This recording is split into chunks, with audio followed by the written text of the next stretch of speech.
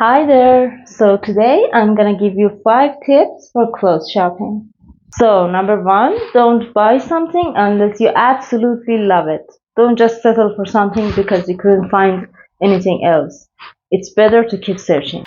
Okay, number two, don't buy something if it doesn't fit you properly. If you're gonna have to make adjustments or fix it somehow or wear something else on it to cover it, you're just not gonna use it a lot and you can make a lot of outfits with that item. Number three, ask yourself, does it really fit with your style and lifestyle? Do you have items already in your wardrobe that you can match with that piece easily? Can you wear it to regular occasions in your lifestyle?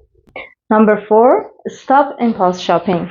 If you really want something, put it on a list. If after a month it's still on the list, you can buy it.